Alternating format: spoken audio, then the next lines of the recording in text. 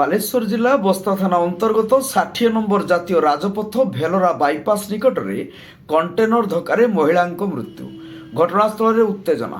ସ୍ଥାନୀୟ ଲୋକେ ରାସ୍ତା ଅବରୋଧ କରିଛନ୍ତି। ସୂଚନା ଅନୁସାରେ ଆଜି ସକାଳେ 9:30 ଘଟିକା ସମୟରେ OD01AY9072 ହୋଣ୍ଡା ଆକ୍ଟିଭା ସ୍କୁଟିରେ ଚନ୍ଦନେଶ୍ୱରରୁ ସୋର ଅଭିମୁଖେ ଯାଉଥିବା ଜବ୍ବୁ ବକର ସିଦ୍ଦିକି 32 ଏବଂ ତାଙ୍କର ସ୍ତ୍ରୀ କରିଶ୍ମା ଖାତୁନ 29ଙ୍କୁ ଧକ୍କା ଦେଇଥିଲା କଣ୍ଟେନର।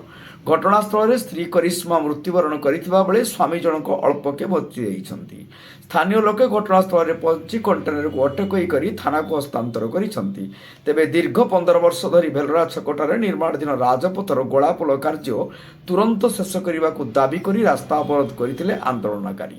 ରାଜପଥ ପ୍ରୋଜେକ୍ଟ ଡାଇରେକ୍ଟରଙ୍କ ମତାମତ ଅପେକ୍ଷାରେ ଥିବାବେଳେ ଖବର ପାଇ ବସ୍ତା ପୋଲିସ, ଅମରଦା ରୋଡ ଫାଣ୍ଡି ପୋଲିସ, ଜାତୀୟ ରାଜପଥ ପୋଲିସ ଘଟଣାସ୍ଥଳରେ ପହଞ୍ଚିଥିଲେ। ପରେ ବସ୍ତା ତହସିଲଦାର ରାଧାରଞ୍ଜନ ଦାସ, ଏସଡିପିଓ ବ୍ରଜମୋହନ ପ୍ରଧାନ ପହଞ୍ଚି ଆନ୍ଦୋଳନକାରୀଙ୍କ ସହ ଆଲୋଚନା ପରେ ଆନ୍ଦୋଳନ ପ୍ରଶମିତ ହୋଇଛି। ତହସିଲଦାର ଜିଲ୍ଲାପାଳଙ୍କ ସହ ଆଲୋଚନା କରି ରେଡକ୍ରସରୁ 25,000 ଟଙ୍କାର ସହାୟତା ଘୋଷଣା ଏବଂ ଆସନ୍ତା 20 ଦିନ ମଧ୍ୟରେ ରାଜପଥ ଶେଷ ହେବ ବୋଲି ଜିଲ୍ଲାପାଳ ତହସିଲଦାରଙ୍କ ପ୍ରତିଶ୍ରୁତି ଦେବା ପରେ ଧାରଣା ପ୍ରତ୍ୟାହୃତ ହୋଇଥିଲା। ପରେ ପୋଲିସ କେସ୍ ନମ୍ବର 15/25 ମାମଲା ରୁଜୁ କରି ଶବ ବ୍ୟବଚ୍ଛେଦ ପାଇଁ ପଠାଇଛନ୍ତି।